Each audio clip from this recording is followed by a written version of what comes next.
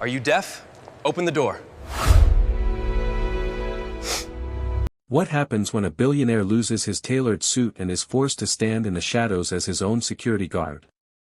Today, this arrogant CEO swaps lives with the man he's ignored for years to learn a brutal lesson about power. Will he survive the disrespect of the 1%?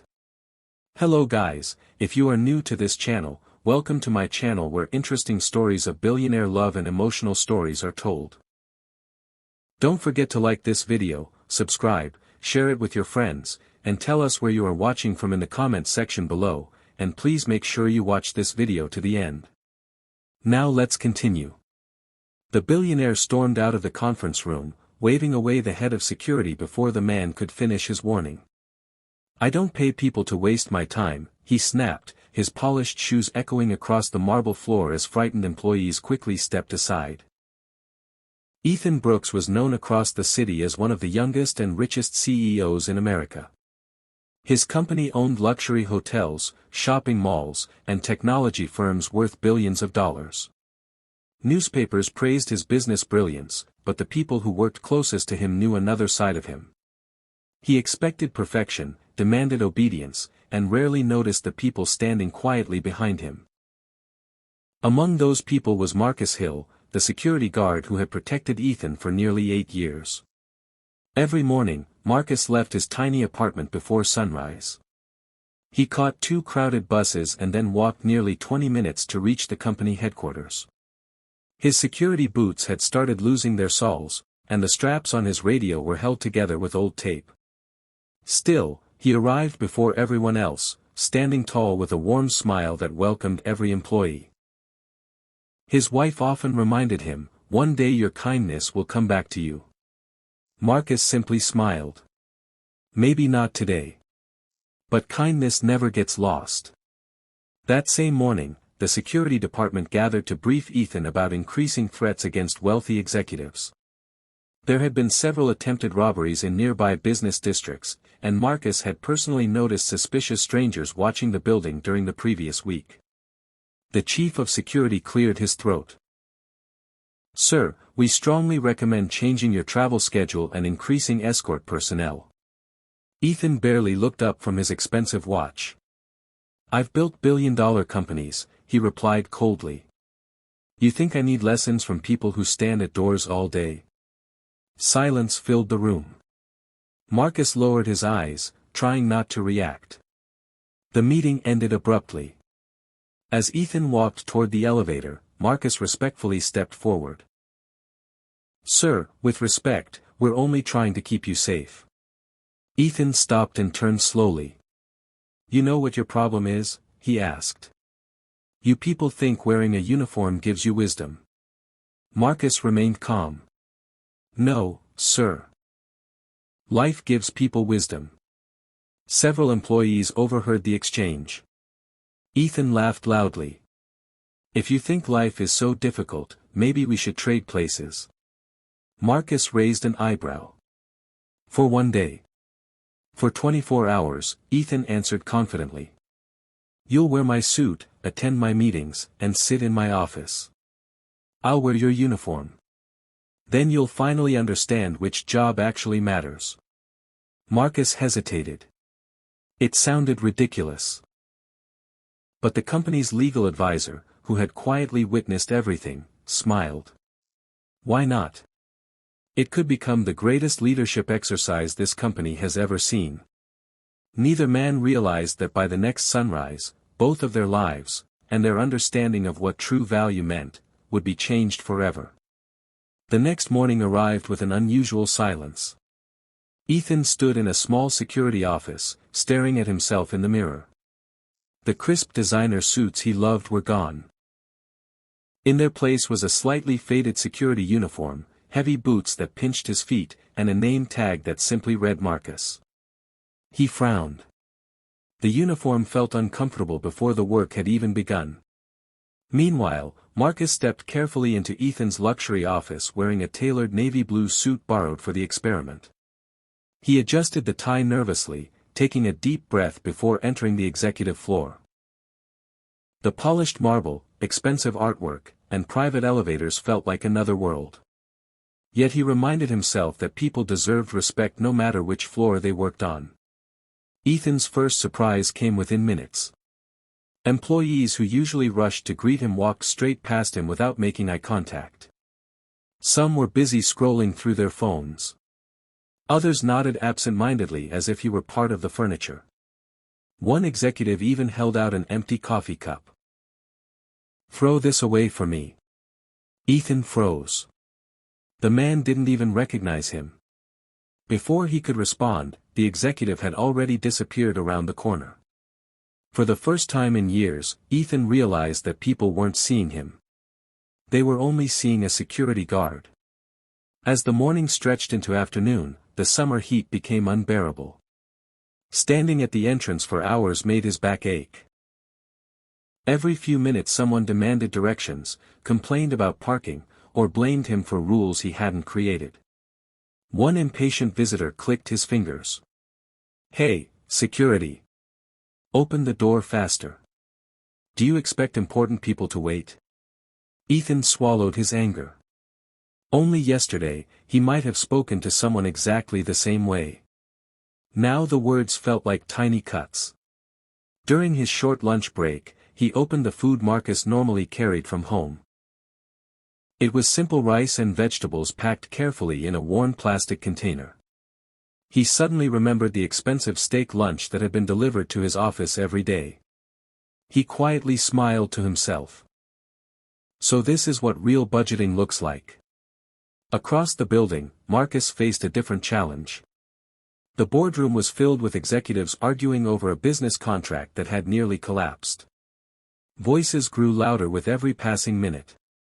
Charts covered the giant screen, but nobody seemed willing to listen. Marcus watched quietly. Finally, he spoke. "May I ask a simple question?"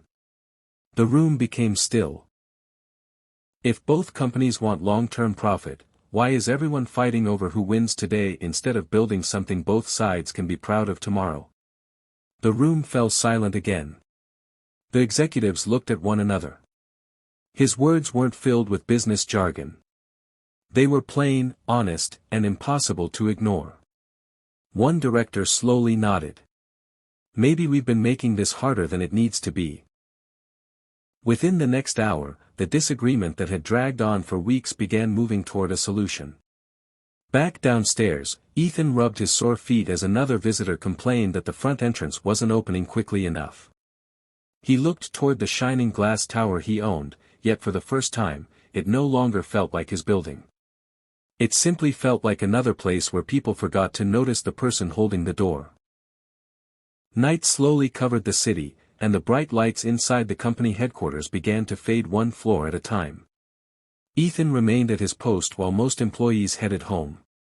They laughed with co-workers, wished each other good night, and walked past him without realizing the tired security guard holding the door had once been the man who signed their paychecks. His legs burned from standing all day.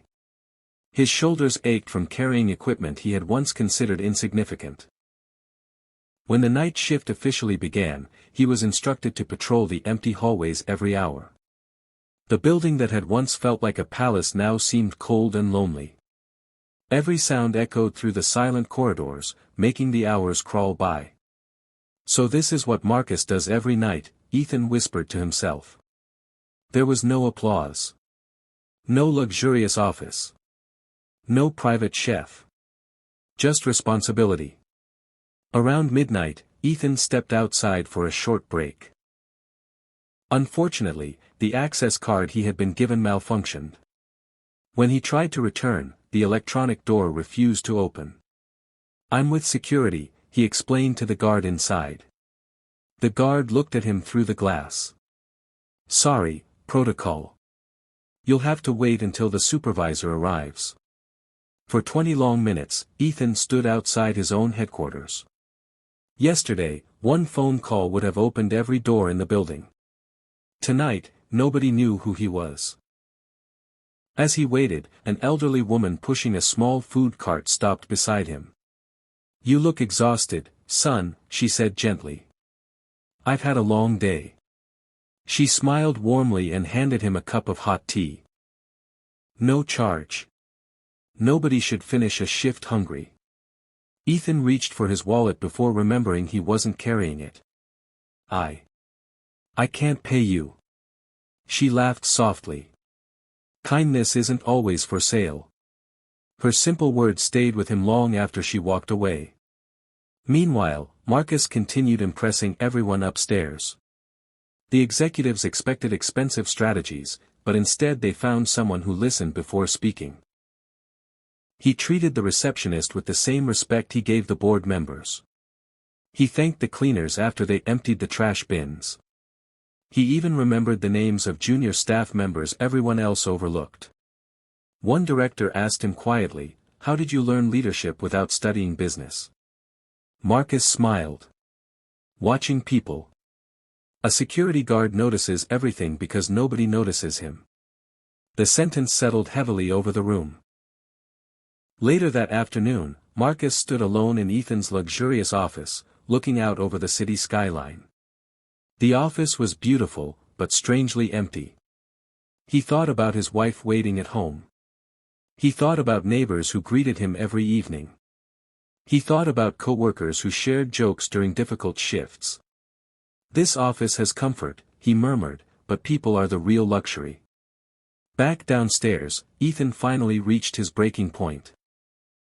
A cleaning staff member accidentally bumped into him while pushing a supply cart.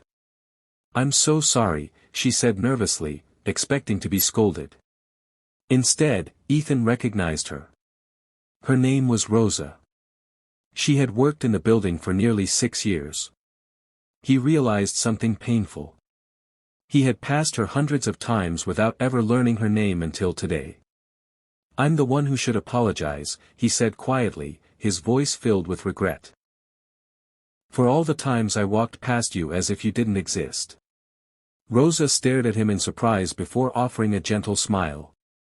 "Sometimes," she said, "seeing people is the greatest promotion anyone can receive." Those words struck Ethan harder than any business loss ever had. For the first time in his life, he understood that respect was not earned by wealth, but by the way one treated the people who made success possible. Morning arrived, bringing the end of the 24-hour experiment. Ethan walked into the boardroom wearing his expensive suit once again, but something about him had changed. His shoulders were no longer stiff with pride, and the confident smile he usually wore had been replaced by quiet reflection. Across the room, Marcus stood in his security uniform again, looking as humble as ever. The executives expected Ethan to laugh about the experience and declare himself the winner. Instead, he stood silently for several moments before speaking. "I was wrong." The room became so quiet that even the air conditioner seemed loud. "I believe this company became successful because of people like me. Yesterday taught me that it survives because of people like Marcus, Rosa, the cleaners, the receptionists, the maintenance crew, and every employee who shows up every day without expecting applause." Many employees exchanged surprised glances. They had never heard their CEO speak this way. Ethan turned toward Marcus. "I spent years believing respect came with money. But the moment I put on that uniform, I became invisible. I finally understand what so many people here experience every single day." Marcus smiled gently. "You didn't become invisible, sir. People simply stopped looking beyond the uniform." Those words stayed in everyone's hearts. Ethan immediately announced a series of permanent changes. Security officers received brand new equipment and meaningful salary increases. Every employee, from cleaners to executives, received improved healthcare benefits. Promotion opportunities were expanded so hardworking staff could build real careers within the company instead of remaining in the same position for years. He also introduced one simple rule. Every executive would spend 1 day each year working alongside frontline employees, not as observers, but as teammates. At first, a few directors looked uncomfortable. Then Ethan smiled. "If I can do it, so can all of you." Laughter filled the room, breaking the tension. Later that afternoon, Ethan invited Marcus to lunch. This time there was no reserved table for executives and no separate dining area for staff. They sat together like old friends. Ethan looked at Marcus thoughtfully. "What do you think wealth really is?" Marcus took a sip of his drink before answering. "Money can buy comfort. It can buy houses, cars, and expensive watches.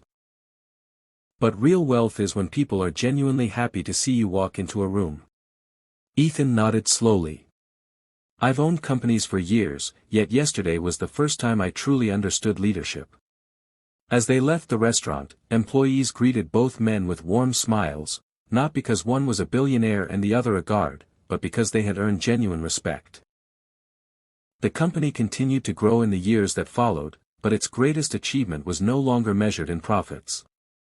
It was measured in dignity, fairness, and the belief that every person's work mattered. Sometimes the greatest lessons come when life removes the titles, the expensive clothes, and the special treatment. Every person deserves kindness, whether they sit in the corner office or stand at the front door. Success becomes meaningful only when it lifts others along the way. Never underestimate the value of people whose work often goes unnoticed. A simple greeting, a thank you, or a moment of respect can change someone's entire day. In the end, the richest people are not those who have the most money, but those who leave the most kindness wherever they go. If you enjoyed this story, don't forget to like, subscribe, share it with your friends, and tell us what you learned in the comments below.